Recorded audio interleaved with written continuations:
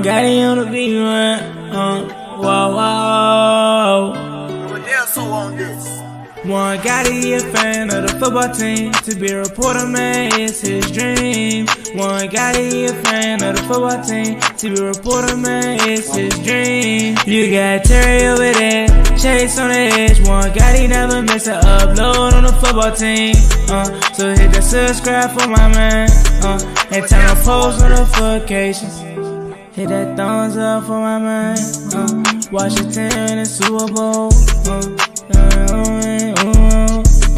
One Gotti with the upload.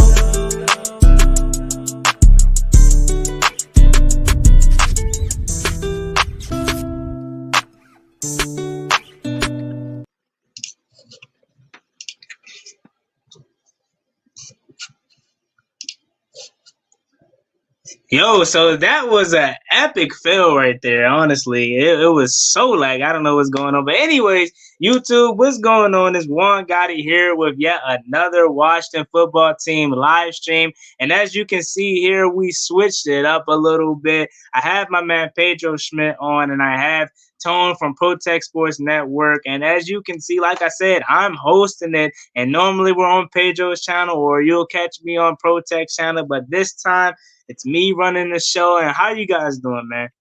Pretty good. Can't complain. Yep. And let me see. I think Protect might be frozen. Let me see here. Yeah, so he'll join back eventually, and yeah, man. So like I said, it's your boy Juan Gotti, Pedro here, and Protect will join us eventually, and we're just gonna talk about training camp and whatnot. And this is literally the last couple days of this off season until we kick things off, and it's exciting, man. The dead season is finally over. We finally have some things to talk about, and I mean, I enjoy doing the top fives and the potential trades and what should we do here and stuff like that. But now we have real football to finally talk about, kicking off on Tuesday. So let me get Protect back up in here. What's going on, Protect, man? How you doing? I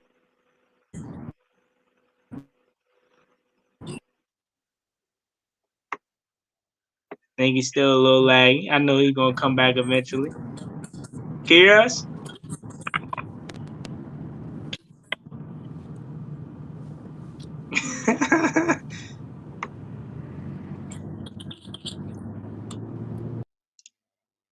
All right, so I'm gonna wait for Protect to text me because he's having a little bit of technical difficulties, but that happens on air. So yeah, Pedro. So like I said, we're just gonna talk a little bit about training camp and the concerns that we have heading into training camp and things that you're most excited to see. Basically, what we did yesterday on your channel. But and I wanted to wait for Protect to get back in here, but I'll add him back once he stops lagging. He's able to actually talk and whatnot. But the Dallas Cowboys, man, they are making a move. I don't know if it's confirmed yet that it happened, but it was said that the Dallas Cowboys are signing safety Malik Hooker. Those was one of the guys, or that was one of the guys that we thought we could possibly sign, and then we ended up getting like Bobby McClain and whatnot. We signed, we drafted Derek Forrest, and so what do you think about Malik Hooker going to Dallas? And the big key is if he can stay healthy, because you know how talented he is if he can stay healthy, but he can't stay healthy. So me personally, before I let you go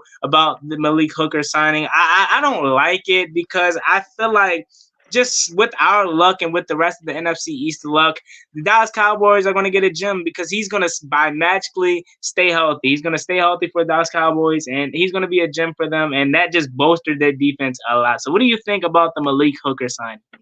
I mean, I think it's a good signing. It's a low, risk signing. That's the biggest thing. I mean, he's got good potential, obviously, but I mean, those injuries, I mean, he got torn his Achilles. I don't know about an ACL, but he's been out for a while, going in and out with injuries. So if he can stay healthy, I think that's a good, signing for them. I think, did they sign Keanu O'Neal this offseason? I think. So those are some, solid signings, but I don't, trust that he can stay healthy. That's the biggest thing. But if he stays healthy, it's a good signing for them. Okay, Protect, you here, man? Yes, sure. Yeah, I think Malik Hooker sign is a great signing. Just off the fact that he has like Pedro said, a ton of potential. good ball skills, everything. He just can't stay healthy. So it's a 1-year deal. It's a 1-year flyer. No risk, for real, for real. He sucks. He'll walk next year. Who cares? So I think it's a great move. A great 1-year flyer on a really good player with a lot of talent, but just a lot of concern with his health. And like you said, Juan, through our freaking luck, this man's gonna play 17 games and ball out. Yeah. Yep. So, like I said, with Malik Hooker, man, like Pedro said, it's a low risk, high reward because they're only getting him on a 1-year deal, and Mike Nolan isn't their defensive coordinator no more. It's Dan Quinn, and they can't do no worse than Mike, or he can't do no worse than Mike Nolan, and it's unfortunate for us, but hopefully we can handle Malik Hooker, and hopefully we can kill the Dallas Cowboys like we did last year. So I want to move on into our team talks just because I feel like this is the most exciting offseason. I don't know. I don't want to speak for you guys, but this is the most exciting offseason that I personally have had since probably that 2012 going to 2013 offseason. Yeah, the 2015 season was, good, and we had high expectations headed into that 2016 season, and they could have fulfilled and came true if Kirk Cousins would have never, threw that interception to Dominique Rodgers-Cromartie. I literally cried, and I know y'all heard me say that multiple times. I literally cried after that game because it was so. Oh man, like it just ripped my heart out. I was like, "Come on, man! We could have made history because that was the year the Dallas Cowboys went 3-13. The Giants were good and they lost in the first round of Green Bay, and we could have got in there. And I'm now thinking about, I'm like, Giants, man, you couldn't just let us squeeze in there so we can make history. But nah. So like I said, this is the most exciting off season that I personally have had, and I'm anticipating into the in season because of just the talent that we have and the trajectory that this team is looking that like it's going. So I want to ask Pedro, and I'll start with Pedro here first. What are you most excited about training camp, and also what is your biggest concern headed into training camp and basically the season? Well, I'm excited to see how this offense looks with at least capable quarterback play. I mean, we know at the very least Fitzpatrick can play, he'll play, he's receiver-friendly quarterback. And, if he's not playing great in the regular season, you can throw in Taylor Heineke, and that'll be miles ahead of what we had last year. So I'm excited to see what our offense will look like, with capable quarterback play. I'm excited to see our receivers, adding Curtis Samuel, what that will do to Terry McLaurin's game, De'Ami Brown, Antonio Gibson in his second year. So we kind of know what the defense is going to be. There's a couple question marks on the defensive side, but the offense we really don't know, and I'm excited to see what they can do. And I would say the biggest concern on the offensive side of the ball, I mean, I am higher on Fitzpatrick than most people, but I'm still like, that's my biggest concern in terms of, like, not that he can, he can put up points, he can put up stats, but can he take care of the football and, win games when we need them? Because if he can play solid for us, I think we will win 9, 10 plus games. But if he's turning the ball over like he has in the past, then that's a big concern for me. Yeah. What about you, Protect? The biggest thing I want to see going into training camp, to be honest, is the wide receiving core. As y'all see, the wide receiving core wasn't good last year. Outside Terry McLaurin, Campson's had 477 yards receiving. Nothing else is so for outside of that. So I'm excited to see what this receiving core is, how it looks revamped, and Curtis Samuel, De'Ami, and Kelvin Harmon coming back, and all these guys, AGG coming back from the concussions and injuries and all that, to see how he looks. And what is Antonio Gandy Golden? How does Adam Humphries assimilate himself to this receiving core? And can guys like guys we always thought were going to get rid of Steven Sims can try to fight and make this team? I'm excited to see the receiving core. My biggest concern, shout out to Louis T for this also, because he did bring it up the other day, and I was very intrigued about it. The linebacking depth, like outside of our starters, and if you think that John Bostic is the first guy off the bench, what else do we have there? It's very little. Nothing to sneeze, nothing to really be excited about. Like, you got Jamin, you got Cole, you like Khalid Hudson, and then you have John Bostic. I mean, what else? David Mayo. Like, let's get rid of David Mayo. Like, do we get excited about David Mayo? Like, no. So So yeah, the linebacking depth is definitely my number one concern, but the number one excitement is definitely the wide receiver core.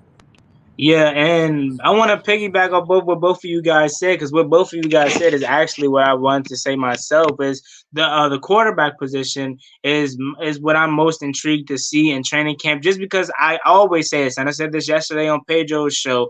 I want to see if Ron Rivera is truly going to have a quarterback competition in training camp this year, because he admitted last year that he didn't have a training or had a training camp battle as far as the quarterback goes. He's just handed it to Dwayne Haskins, and you've seen how that turned out. So I want to see if Ron Rivera learned from his lesson. He's going to actually give Taylor Heineke a shot to win this starting job. Me personally, if you ask me, I don't know. I think Ron Rivera already has his mind made up. I think he's just going to give it to Ryan Fitzpatrick, and I just don't think it's going to be a fair battle. I mean, of course, he's going to lead us on as if it is a fair battle, but we know how it's going to go down there, at least in my opinion. But we'll see. And as far as my biggest concern, it's the same thing. It's the linebacker depth, and it's also the quarterback. I want to see if Ryan Fitzpatrick or Taylor Heineke can be that X factor for this team, because, like I said in my videos multiple times, the defensive line is the position group that leads this team. Wherever this defensive line is going to take or go this year, if they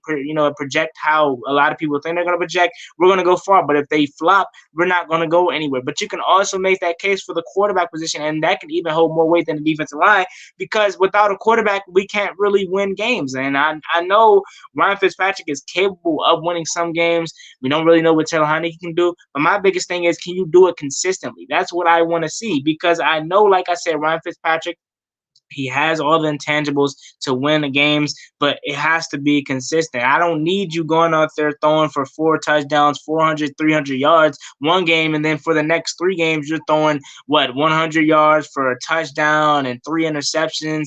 I need it to be consistent. And just as far as Taylor Heineke, not enough is out there. So I think the biggest concern for me headed into training camp is this quarterback position, because they're the X factor. Whatever they do this year, that being Ryan Fitzpatrick or Taylor Heineke, that's 9 times out of 10 how our season is going to go. Because if they perform how we expect them, or we think they can perform, we're going to go far. I'm talking 11, 12, possibly even 13 wins. But then if they flop, and Ryan Fitzpatrick is what we think he's going to be, at least for the people that are realistic fans out there, and for Taylor Heineke, we don't know. Once again, he's a big question mark. We can go as far as winning no more than 4 to 5 games. So I think personally, my biggest concern is the quarterback position. What do you guys think about that? I think Pedro already really said his part, but I know you can add on to that. Yeah.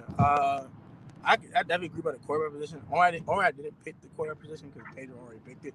So I was like, I'll pick something else different. But yeah, you watch my channel, you know I'm very, very, very adamant about Ryan Fitzpatrick, and I'm not the biggest fan of him. I never will be. I don't care if it's my uniform or not. Not a big fan of Ryan Fitzpatrick. And Taylor Heineke, I'm intrigued about, but he has to get a chance to start. If he doesn't get a chance to start, then there's no point about the intrigue. The intrigue goes away. So, Ryan Fitzpatrick to me, I think is an average quarterback. I'm not really. He doesn't scream anything good to me. He's been in the league 16 years. Has not played a playoff game for a reason. So we'll see what happens. But I'm definitely concerned about the quarterback position, because the quarterback fails, like Juan and Pedro said, the team is going to fail. I don't care if the defense is allowing 13 points a week. We can't score 14. We can't win. Simply put. So the quarterback does concern me at times.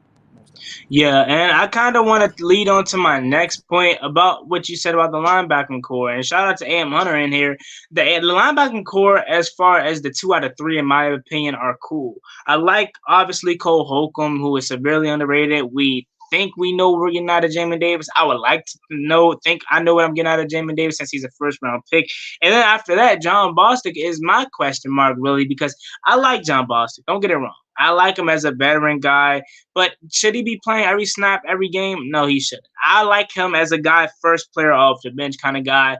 I think that's what Washington and Ron Rivera and Jack Del Rio should eventually do. I don't think they're going to do it to start the season. I think they're going to have John Bostic, Jamin Davis at will, Cole Holcomb as strong to at least start the season. But I think at eventually probably the midway point, if Khalid Hudson could have a strong camp preseason and he, in his limited snaps at the start of the season, he could prevail and show that he has some type of promise. I think Jamin Davis is going to eventually become the middle linebacker because that's what we draft him to be. Then we have Cole Holcomb. Obviously, nobody's taking strong away from him. That's his position. And then I think the will eventually be Khalid Hudson because I think he can play it, man. I really do. And I think Jamin Davis, or excuse me, John Bostic is going to be your first player off the bench to at least start the season. And I believe this is his last year with us. So if we can somehow bring him back next year, I wouldn't be mad at it as long as it's in a backup role, a first player off the bench, but just not playing every single snap every game because you're not that good. You know what I'm saying? John Bostic is a guy that's going to be good for a tackling machine, but he can't pass cover. We need linebackers like Jamin Davis because this isn't 07 anymore. You know what I'm saying? This is 2021 where your tight ends are just like your wide receivers. Look at the Kyle Pitts, the Darren Wallers, the Travis Kelce's. I could go on for days. George Kittle's. John Bostic can't check none of them. Jamin Davis can. He shut down Kyle Pitts. You know what I'm saying? And when they played in the SEC, Florida versus Kentucky, I'm not going to lie. But, yeah, so I do think the linebacking core, as far as the depth, is really weak because I don't want Jared Norris on the field as far as being a linebacker. I don't want David Mayo on the field. So shout out to Ann Leonard for this. I do think we should possibly bring back Micah Kendricks. I know a lot of people are going to say, well, what about his character issues? Ron Rivera doesn't like his off-the-field issues. Yeah, that's true, but you can't really say that for him specifically because why did we bring him in last year? We brought him in last year for a reason. So I do think we could possibly bring in Micah Kendricks back or probably a KJ Wright or something. I don't think they're going to, but there's some good linebackers still out there that we could bring in. And probably after camp, we'll see some other linebackers that get cut from other teams that we could possibly bring in as a depth piece. And then you still have K1 Alexander. I remember we talked about that on Pedro's stream last year, that he's a guy that is really good, but he can't stay healthy. So if we can bring him in as a backup role, that would be really good. What do you guys take? And I'm going to start with Pedro on this one since, ProTech really ignited this conversation here. What do you think about the linebacker depth, and what do you think we should do with it? Should we even touch it, or are you fine with it? Do you want to go into preseason at least with David Mayo and Jared Norris as your depth, and talk about overall the linebacker group in general? Yeah, I mean, I love Cole Holcomb. I think he's extremely underrated. I think I looked at a stat his rookie year. He allowed an 83% completion percentage when he was targeted. Last year, 61%. Like, that's a huge improvement. I think he's super underrated, and we'll see about Jamin Davis. I like him, but, he's raw. Only started 1 year of college. We'll see how he does, but I do like him. And like you said, after that, we have no idea. I really wish we would have signed at least, a solid veteran in free agency. Didn't have to be a big name, but a solid guy like $2, $3, $4 million. What's the guy from Tennessee's name? What's his name? Was it Jayon Brown Yeah, Jayon Brown. I think he got signed for super cheap. There was other guys as well we could have signed, but there's still time. I think that if it's a concern after the first couple of weeks of training camp, I think they will bring in a guy, bring in a veteran, maybe Michael Kendricks. I think they'll do the same thing with the defensive end position. I think that after the first couple weeks, if Casey Toohill, Shaka Toney, William Bradley King, James Smith-Williams aren't impressing too much, they'll go ahead and bring in Adrian Claiborne or any of these other edge rushers. But yeah, linebacker definitely is a concern for me. Definitely our biggest concern, in my opinion, on the defense. We'll see who's, that, because we know Jamin Davis and Cole Holcomb are going to start somewhere. Cole Holcomb's going to start as a Sam linebacker, and Jamin Davis will either be the middle linebacker or the will. After that, we really have no idea, because if Jamin Davis plays the middle linebacker position, do we know if Bostic can play the will? Like, maybe, but I mean, he played like all the snaps last year really as the middle linebacker, so we'll see. But yeah, definitely agree with both of you guys. I think it is a concern, and I think they should possibly bring in a veteran if, it doesn't look like Khalid, David Mayo, or anyone can take that, next step. Yep. And I want to take this time before we transition into the next segment of the show to ask you guys to please like the stream, subscribe if you're new, and turn on post notifications so you get notified when I upload a video or a stream like this about our Washington football team. Also, I want to ask you guys, if you do want to support the channel and help it out, the donation link are in the description. You click that money sign and donate any amount that you want. Of course, you don't have to, but you taking that extra step means the world. Or also, you can donate it directly to the Cash App. And also, I want to ask you guys to follow me on Instagram and Twitter at Talking Sports. I'm trying to go both of those platforms, as you guys know. If you have already followed me on there, I'm really a newbie to when it comes to that kind of stuff over there. So I'm trying to go both of those platforms. And of course, it's free. And while we're at it promoting stuff, go follow and subscribe to my man Pedro Smith and also Protect Sports. Follow them on Instagram and Twitter, and also subscribe to their YouTube channels. Mods, if you're in here, you can put their links in the description. And I want to thank you guys in advance for following me and my boys. Let's get back into the show. So I want to kind of transition things because we really don't talk about this, or at least I haven't heard anyone talk about this yet. We talk about what do we want to expect, or what do you expect out of these players? What do you think is going to happen with these players? What should this player look like in 2021? But we don't really talk about the coaching staff. I mean, I understand because they really had phenomenal years last year. Yeah, there were minor things that Ron Rivera could clean up this year. Obviously, we know what it is, but I'm going to let you guys talk about it. And obviously, with Jack Del Rio, I know there are probably minor things that you guys want to talk about with Jack Del Rio that kind of pissed you off. But then my biggest thing is with Scott Turner is what are you expecting out of him, one? And two, what do you think he needs to improve on to take that next step into year two? And of course, if you guys want to talk about Jack Del Rio and Ron Rivera, feel welcome. But this question is centered solely around Scott Turner because we know he was the biggest question out of the coaching staff headed into this season. Now, don't get me wrong, Scott Turner wasn't as bad as people made it seem, but of course he could have been better, and I expect him to be better. So I'm gonna start with Protect on this one. What are you expecting out of Scott Turner one? And maybe you could flip this, order around. What are you expecting out of Scott Turner in year one, and what do you think he needs to improve on to take that second year leap as a second year offensive coordinator? Okay, so I didn't expect nothing from Scott Turner in year one. Last year, I didn't expect much. He only had 4 games. He coached in Carolina the year before, and a little bit in 2018 as well. So he had a lot of experience calling plays and things like that. So I wasn't expecting much, and he actually exceeded my expectations, given the lack of offensive talent the Washington football team had last year. But this year, I think basically to improve on is try to make in-game adjustments and do what's working. Like that's my thing with Scott Turner. For example, the Carolina game in Week 16, we run the ball very well with Antonio Gibson. And Turner was getting like 8 yards a carry. It was ridiculous. He was getting 8 yards a pop. And we decided to throw the ball out of nowhere. And it started the drive. And it started the next drive in a row. And definitely, Carolina was up 20-0. So it's just like stuff like that. Know what's working and do what it works. Don't have to be fancy. Sometimes you don't got to be fancy. The run working, run down, they broke. Give it to them, get some 30 carries. They can't stop them.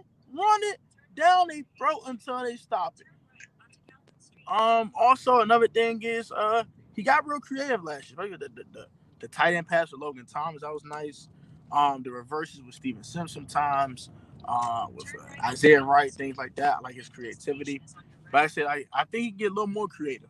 I want to see some halfback passes if we can, things like that. So I think slightly more creativity. Do what works when it's working, and just be more consistent with play calling. Basically, like if the play calling is working that time, keep doing that. Like don't stop because you want to throw or you want to do something different. Do what works when it's time for it to work. That's all. What about you, Pedro? All right, so I mean, for Scott Turner, I mean, last year you got to think about like what he was working with. He had Haskins as his quarterback, who we all know he did not want at all. He had Alex Smith as his quarterback, and I don't think he really wanted him that much. I mean, Alex Smith, he obviously didn't play in Carolina before. I mean, he inherited him here, and I mean, Alex Smith was all right for 2-3 games. Once that calf injury happened, he was awful. I mean, with Kyle Allen, that's who we really wanted. He did all right there. I think he did solid last year, considering his quarterbacks and, I mean, his receivers. I mean, after Terry, you think about Dontrell Inman, Jeff Badette, Robert Foster. I mean, like, that's awful. But some things that I think he needs to improve on is get Gibson. Like, I think I agree with Protect. Get him the ball a little bit more, especially when he's going. He's doing pretty well in the run game. But I think more importantly, give him the ball more in the passing game. I mean, he was a receiver in college, and last year, I mean, he barely got the ball in the passing game. And then, yeah, so that's really the main thing for me. And also first drives. I mean, we got to be able to score on the first drives. We weren't able to do that at all last year, except for the last game this season. Mm-hmm. Yeah, and I totally agree with what both of you guys said. And my biggest thing with Scott Turner is exactly what Protect said. If you're going to call something and it's working, why stop calling it? Case in point, like he already brought up the Carolina game, the Steelers game.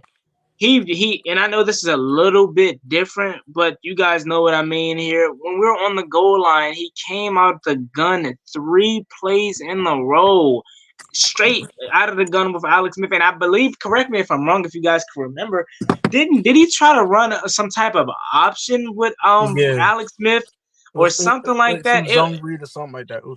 It was crazy, and he came out on 3 straight downs and went out of the gun. And thank God that TJ Watt held, I believe, was it Morgan Moses? I want to say he held somebody, and we got an automatic first down. And then what he did decide to do the next play. He gave it to Peyton Barber and let him run it into the end zone for a touchdown.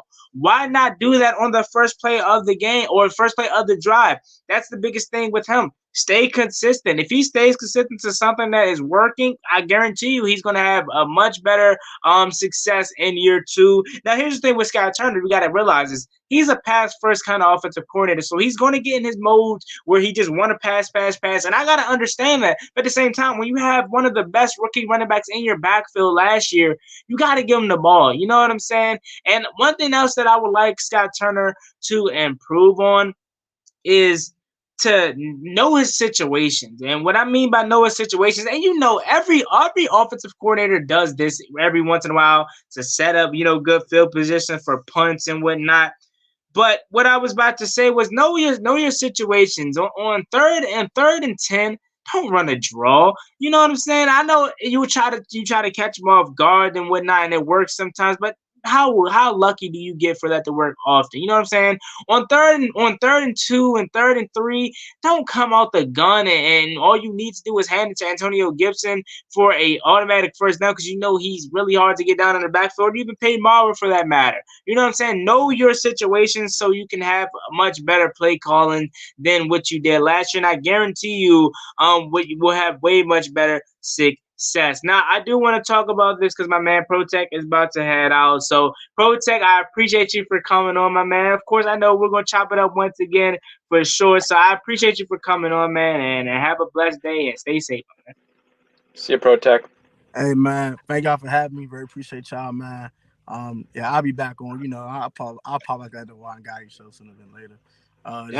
Schedule. I'm actually about to help my artist with a music shoot, so I got to run. But shout out to all y'all. Cool. Shout out for watching, man. The vlog will be on the second channel, by the way. Shameless plug. Sorry. But yeah, thank y'all. You good? Y'all, man. And Pedro, I'm gonna catch you, bro. Juan, I'm gonna catch you, bro. I got a way to contact me. I want to collab again. Just hit me up. I bet, definitely, man. Have a good day. Yeah, man. Alrighty, so that was Protect. So to get back to what we were talking about here, I wanted to actually go in depth with each coach, and those being the 3 coaches. With Jack Del Rio, it's not really no weakness that he really had. Now, the thing with Jack that I would like to see differently is more less of Montez Sweat and Chase Young. This is more so with Chase Young, but less of having Chase Young in coverage. You know what I'm saying? We drafted Chase Young. I was about to say like I was in charge of the Washington football team. I wish, but I'm not.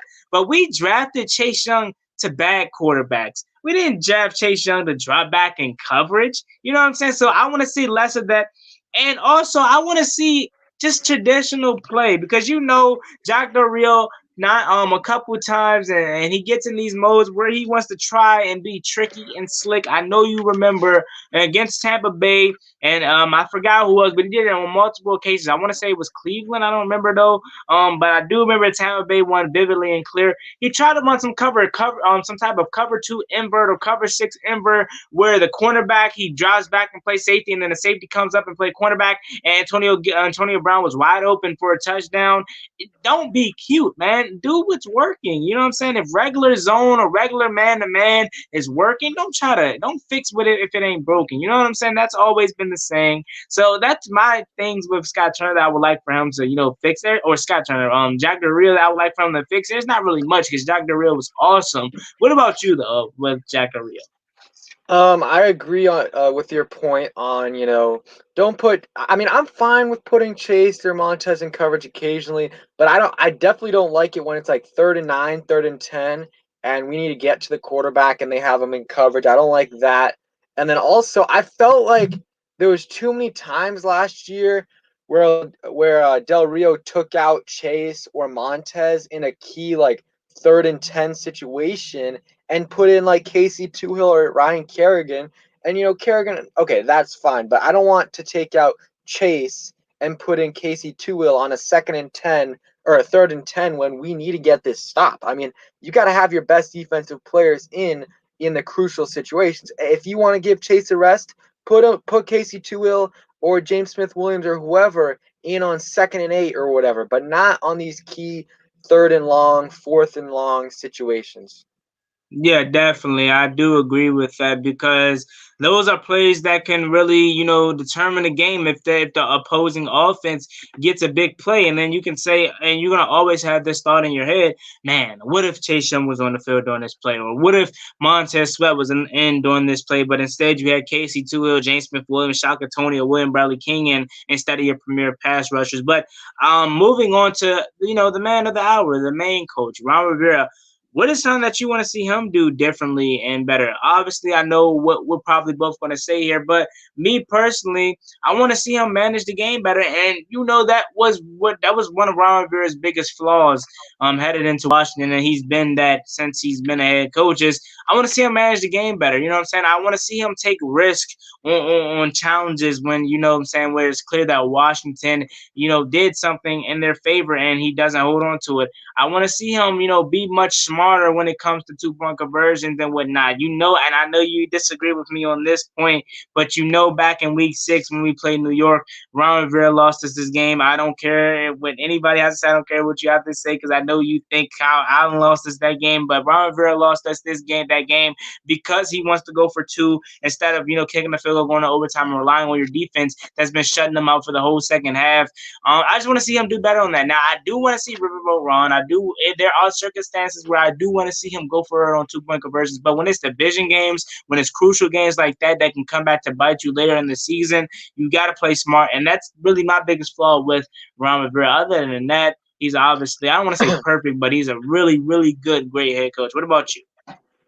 Honestly, I can't really think of much for Ron. I mean, I felt like he went for fourth and short a lot, and I feel like we got them almost every single time. So I felt like that was pretty good. I definitely didn't think, like, I did not agree with the decision to go for 2 against the Giants. Didn't agree with that.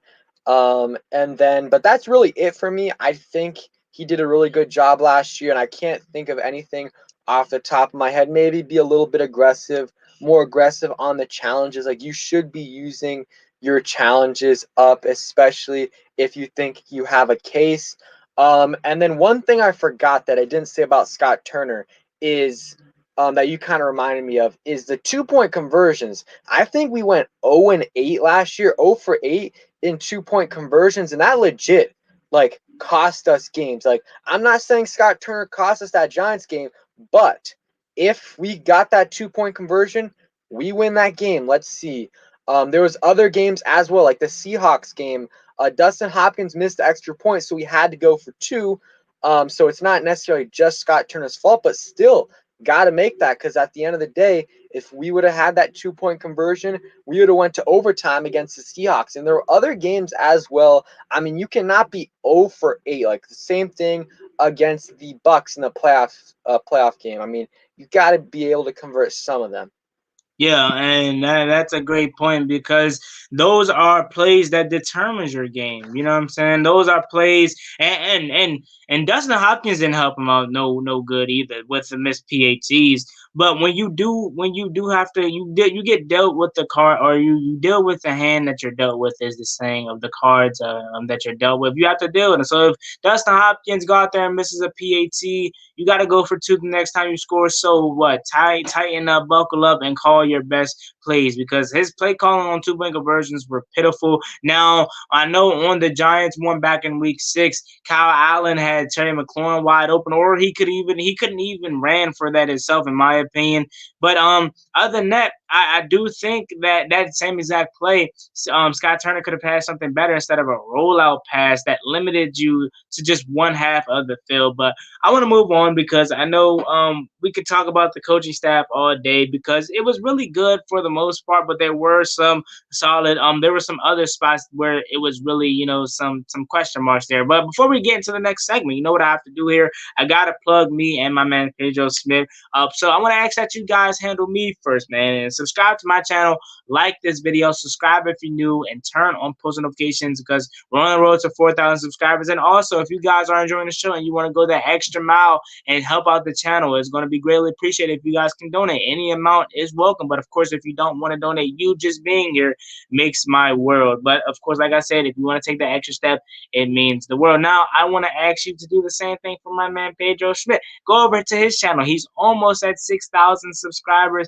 Go over there and give my man a 6,000. Also, follow him on Instagram and Twitter. Do me the same. It's at juangottiwft, and his at Pedro Schmidt. It's free. It's I'm trying to go both of those platforms, so go there and help me out. Thank you so much in advance. Now let's get on with the show. So when we talk about training camp, because we know this is the last stretch of the off season. It's what do we go? We'll go live. We go live in like 3-4 days at Richmond, and I want to ask you, what position battle like that are really underrated, that you think no one is really talking about, that you're most excited to see? I know obviously we know the quarterback position and we know the wide receiver position. What are some positions that you haven't really seen nobody talk about that you personally are intrigued about seeing?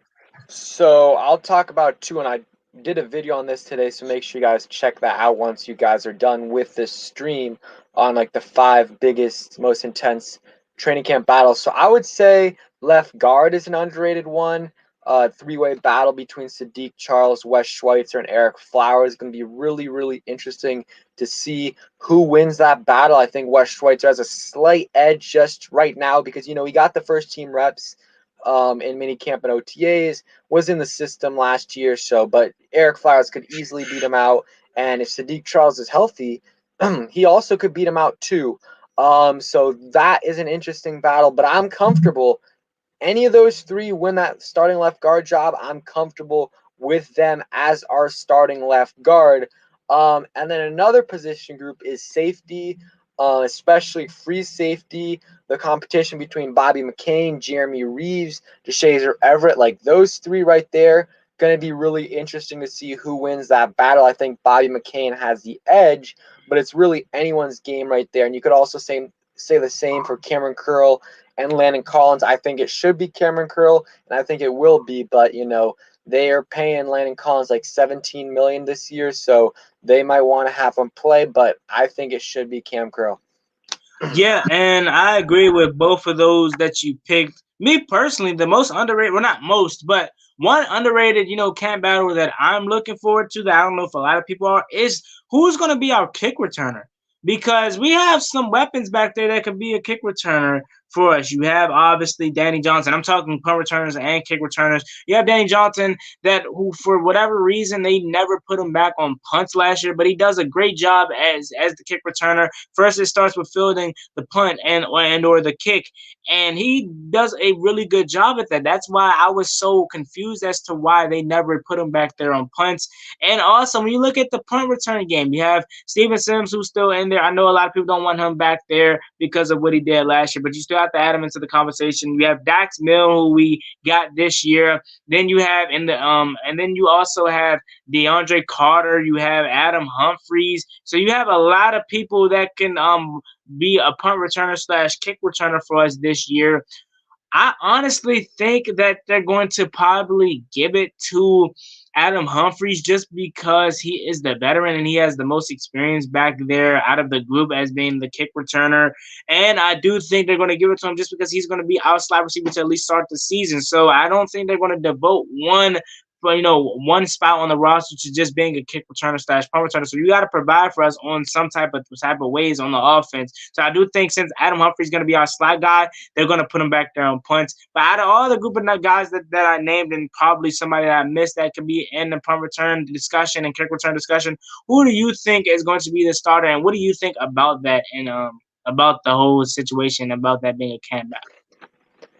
Man, it's tough. I'm going to say I'll just go ahead. I'll go with Danny Johnson just because he was our kick returner last year. He took a few punts as well. I don't need my punt returner to be super flashy and get me touchdowns. I wish they could, but as long as they can catch the damn ball and get us a fair catch, occasionally get us a 5, 10, 15-yard return, I'm good with that. I don't need a guy that, will get a 15-yard return every few returns, but also fumble every few turns like Steven Sims. So I'm going to say Danny Johnson. I think Adam Humphries, I do not think they will put him back there unless they need to, just because of his injuries. He's been really injury prone the last couple of years. So I'll say Danny Johnson with a chance of it being Dax Milne if he makes the roster.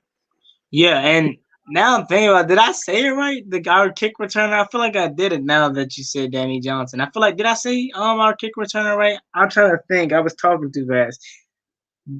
Do you remember? I'm not sure. I forgot. Who did I say our kick returner was? Because if I'm not wrong, I think I said it. Who was it, just to make sure again? Because I'm having a little bit of our kick returner Danny Johnson last year. I think I said Danny Johnson. I'm not sure, but if I did it, that's who I was meaning to say this whole time. I'll watch the show back, but I think I said Danny Johnson. But if I didn't, that's who I was meaning to say. But so moving on with the show, let's talk a little bit more about training camp. Why not? Because that's the main part of this thing that's coming up here. With training camp on the horizon, what is one thing that you want to see different out of our players and out of the returning players, more specifically, that you didn't see last year, if there is any? I would say, it's not really something for training camp, but I would say I want our team, their sense of urgency to go up a little bit more, especially, I want our players to be able to start off strong. In games, we were terrible. So bad in the first half. I think we were the second worst team in the NFL, or one of them, in the first half, and we were the best or second best team in the NFL in the second half. So I want us to be able to start off strong during these games. Mm-hmm. Yeah, man, I totally agree with you with that. I do think we need to get off to a fast start, and then that can help us in training camp by doing the 2-minute drills and whatnot like that. And with the same thing that you said about the getting off to fast starts, that was what our thing with Jay Gruden was, that we were guaranteed to get off to a fast start. But what Ron Rivera does so well is what Jay Gruden lacked. He couldn't do no second half adjustments. He couldn't switch anything around to, improve what we did on in the first half to make that better for the second half to possibly win games and close out games if we were up. But with Jay Gruden, obviously that we struggled with last year was he was guaranteed to get out to a fast start. So I do want to agree with you on that. I do want to see something different when it comes to that front. Now, let's get into something spicy here, because I want to ask you, and I believe you made a video on this, but who are your surprise cuts? And I'm asking for two if you can come up with two. But if you think back and you try to dig into your brain, who do you think are your surprise cuts, and who do you like? And like, are there players that no one is expecting to get cut, whatnot, or maybe outside of you because you possibly think they will, but not just a player that we're like, wow, we're expecting him to make the roster, but he could be like, hey, he's getting cut. DeShazer Everett, I've been on that train for a while. I'm not necessarily saying he's gonna get cut, but if Landon Collins starts the year off on the 53, then I think Everett might be the odd man out just because of how similar he is to Derek Forrest. Both play special teams at a high level. Both can play free safety and strong safety. So that's one right there. I'm trying to think. Peyton Barber, I don't think that's like a surprise. You know what I mean? Like, it's a semi-surprise cut. That's one. Keith Ismail, I think not a lot of people are talking about it. I think a lot of people automatically think he's going to make the roster because he's a 5th-round pick last year.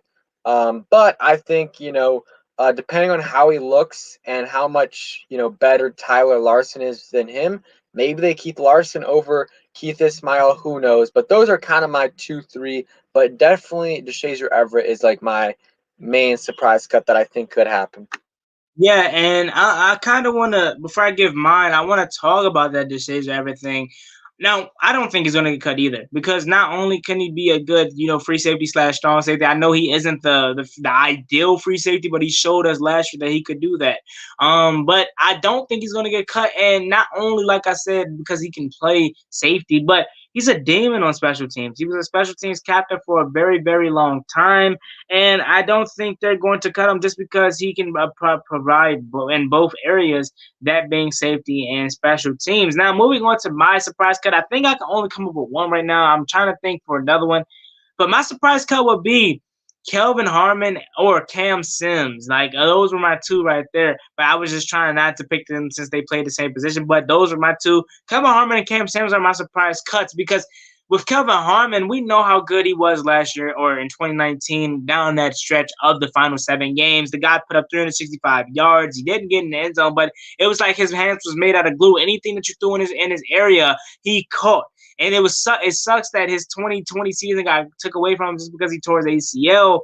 And I was expecting this guy to have I don't want to say a huge breakout season, but for him, I was expecting him to have around 700, 800 yards and probably 3 touchdowns or something around there. But like I said, 2020 got taken away from him, and it sucks because not only was he injured, he wasn't drafted by this regime. This regime doesn't really know Kelvin Harmon like that. So that's going to lead them more to cut him than an AGG just because they drafted an AGG. They didn't draft a Kelvin Harmon. And with Cam Sims, he's my biggest surprise cut that I think could possibly happen. Just it's unfortunate that that not for us, obviously. This is good for us, but for him, our wide receiving core just got too good. You know what I'm saying? So he's gonna ball out for somebody else if he does get cut, in my opinion. But he had an okay season last year. You know what I'm saying? He had some solid plays. The most memorable play being that one-handed catch versus the Pittsburgh Steelers to keep the drive alive on the screenplay when we were backed up inside our own 10 is another one. And then the pass for a touchdown versus New York was another one when he kept his toes in bounds. So I mean, it's a countless plays like that gets you hope about Cam Sims. But then there are also plays like the Tampa Bay game where he dropped a wide open pass that I don't know if it would have been a touchdown because I don't know if Cam Sims had that breakaway speed, but it would have set the tone for the game because Taylor Heineke came in very first pass to play the game. He throws a dart and you drop it. So it's plays like that, and he lacks consistency. If he can have consistency, he would find himself as a lock on this roster. But I do think Cam Sims is my surprise cut because I don't want to see him go, but I think since our wide receiver core has had a tremendous upgrade, he is going to probably get cut. You know what I'm saying? So what do you think about the Cam Sims possibility of getting cut, and also Kevin Harmon if you want to talk about him too? Harmon, I think he won't make the roster. Like, unless they keep 7, if they keep 6, I would be surprised if Harmon made the roster as a receiver. If they keep 7, then there's definitely a chance. But I would be really, really surprised with Cam Sims because, I mean, had 477 yards last year. Really, he missed the first. he didn't make the roster initially, and then he was kind of playing on special teams for the first 4 or 5 games this season. So it was a while before he actually got a role in the offense. So I think if he would have played the whole season on offense before, because he played on special teams initially, I think he could have gotten 600 plus yards last year. And I think Ron Rivera likes guys like Cam Sims, who, didn't make the roster initially, was on the practice squad, grinded his way up, through special teams, and then was a, huge role on our offense. So I would be surprised if he doesn't make the team. I think he'll be the 5th receiver. But, there's always a chance. Yeah. Yeah. So with the wide receiving position, do you think they're going to keep 6 or 7 receivers? That's tough. Definitely at least 6, right? Definitely at least 6. I don't know. It's tough to keep 7 though, right? It's really tough to keep 7 receivers. So, I'm gonna say 6. But if they really like Mill and if he's looking good on punt returns, or if they really like Harmon as well, then they might have to keep 7. But I'll go with 6 for now. Yeah, I agree with you with that. I don't think they're going to keep 7 just because there's been a while since I've seen a team actually keep 7 players on wide receivers on the active roster. And you got to think about it like this. And you could look at this with any position group if you add on one more than the use. If they add on 7 receivers, they're cutting one more player off of other position groups like offensive line, like defensive line, like the secondary. You know what I'm saying? So I do think they're going to keep 6. I think that's the more important, or not important, but better way to do it. I think that's a more traditional way to do it. So I want to transition into other position talks. I want to ask you, who do you think or who is your ideal, offensive linemen to make the roster? Whether you believe it's going to be 9 or 10. Tell me how many people position or how many linemen do you think are going to make the roster, and who do you think it will be, and who do you think is on the outside looking in? So I would say probably maybe 10. I think teams usually keep 9 or 10, so I'll just say 10, and I'll go tackles. I'll go Leno, Cosme, Lucas, Sharp, so that's 4. Then I'll say Sheriff, obviously, Sadiq Charles, Wes Schweitzer, Eric Flowers. So I think, what is that? Is that 8 already? Yeah, 8. 8. So Chase Roulier, 9. That's a lock. And then I guess that's where it gets tough. Larson or Ismail. I'll just say Larson because I said Keith Ismail could be a surprise cut. So I'll just say Larson. Yeah, and I actually agree with everything you said as far as that. But this is the biggest, upside to our roster and specifically our offensive line. We have so many versatile players that can play so many positions that we probably don't even need to keep, more than 9 or 10 on the roster. So I do think although we might, keep 10, possibly 11, you don't have to, because you look at a Wes Schweitzer who can play left and right guard. You look at Cornelius Lucas who can play left and right tackle. You look at Keith Ismail. I know you said you don't think he's going to make the roster, but if he does, he can play center and guard with the guard position. And you look at David Sharp, who is really not that good, but he can come in on plays if, unfortunately, and I don't want to speak it into existence, but you guys know what I'm talking about. If someone, that happens, David Sharp could come in and, be serviceable for a couple of snaps while the other players are getting attended to on the sideline. So I do think with what you said with the offensive line, I do agree with that. Now, here's the thing with the offensive line. Who are your starting 5? Because more specifically for the right tackle and left guard, because I know a lot of people want to just hand the job over to Cornelius Lucas. But what about Samuel Cosme? Do you think he's going to have the right tackle position to start the season, or do you think he's going to eventually grow into the role? Do you think he's even going to redshirt? Because I've been seeing articles that saying that he could possibly redshirt, or it'll be in Washington's best interest to redshirt him because he had lacks what was it that I seen in the article? I think they said that his fundamentals and especially with his hands can tend to get out of whack. So if he can redshirt and he works with John Masco probably for a whole season, he could become a great left tackle / right tackle. So what do you think about Samuel Cosme, and in general, who do you think your starting 5 will be? More specifically, the left guard and right tackle position. So I'll go Leno at left tackle.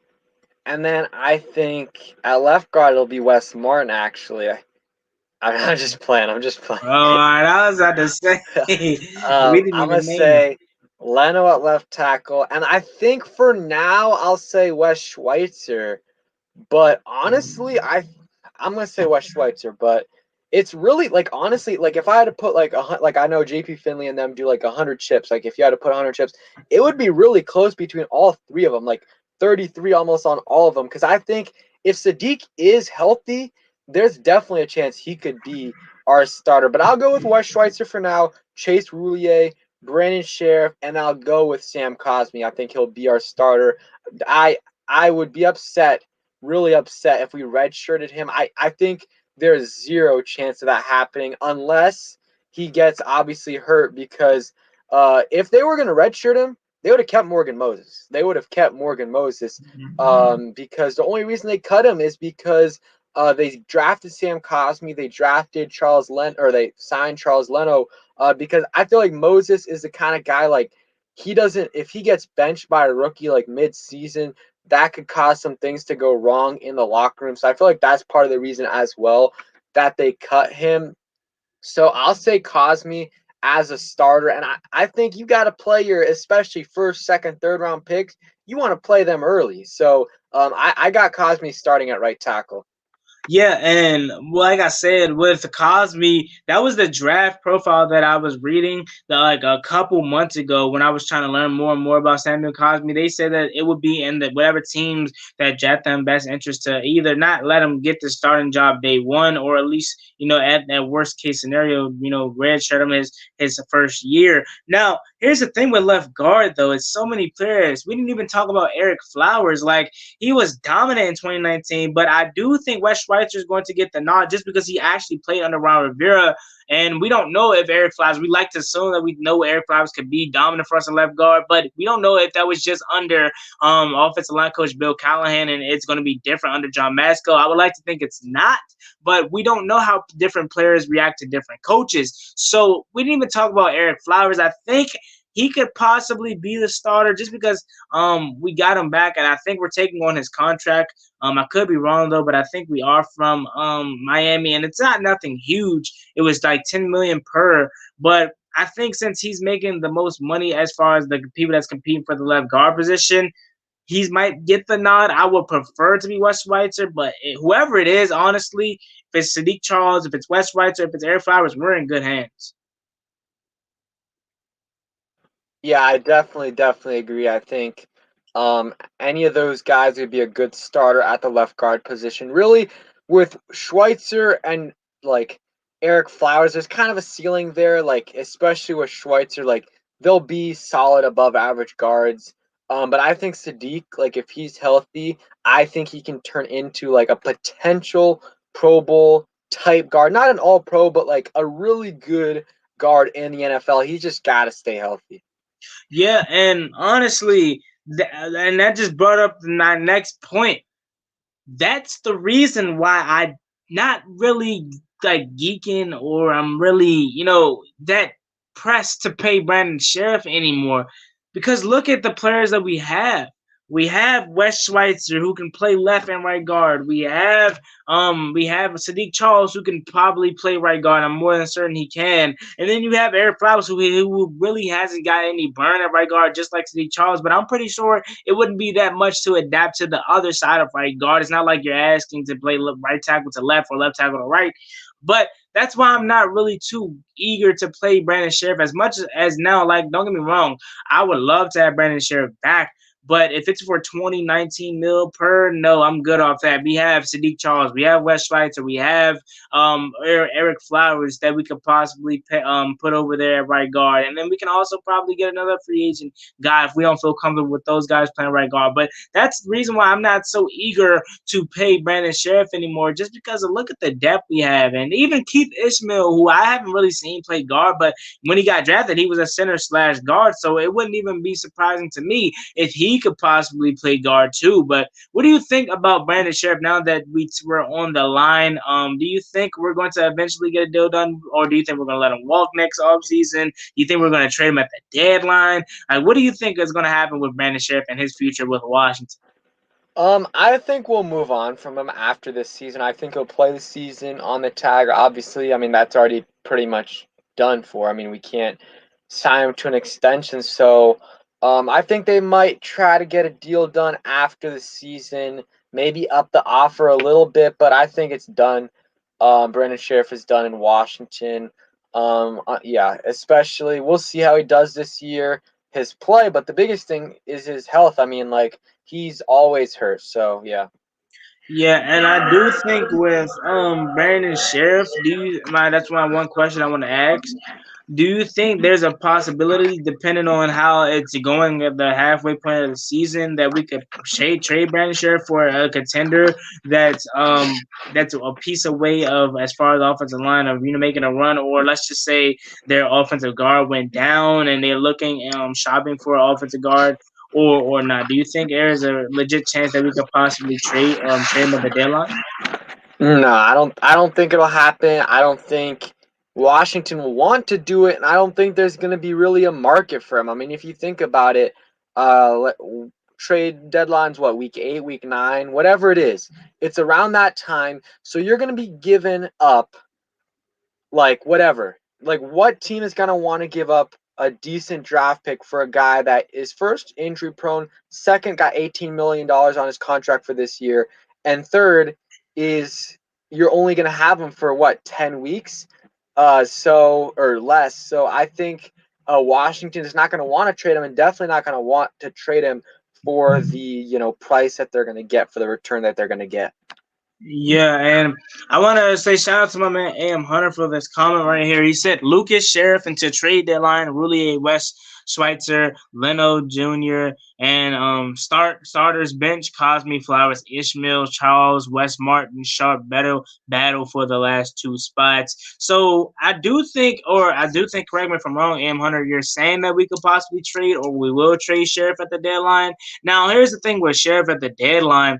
A team that's going to trade for him is going to have to take on the task of paying him after this season, and he's going to want huge money. And I know there's some teams out there that are going to be interested, probably, or that has the ability to do that. But I don't think it's going to be a market, like Pedro said, for him just because of that contract that he's going to want. So I want to move on to some more comments here. Let me see. My man Marlon, shout out to you for the comment. Says we rank in top 5 in defense. Can't argue too much with Del Rio. Yeah, and that's fact. You know what I'm saying? They're just minor things that were some issues. But before we get out of here, I'm going to take the time to promote myself once again, and also my man Pedro Schmidt. I want to ask you guys that you do subscribe to the Juan Gotti Talking Sports channel. Growing over here, I'm trying to get to 4,000 subscribers. Also, like this stream up and turn on post notifications and do all that good stuff to help out the channel. And also, if you guys want to take that extra step to support the channel and donate to the channel, the money sign is in the description. Any amount is greatly appreciated. But of course, if you don't want to do that, you guys just being here means the world to me. Also, while you're at it, follow me on Instagram and Twitter at Juan Gotti Talking Sports. Trying to go over those platforms. It is free. And also, my man Pedro Schmidt's over here almost at 6,000 subscribers. Go over there and subscribe to Pedro Schmidt and follow him on Instagram and Twitter too at Pedro Schmidt.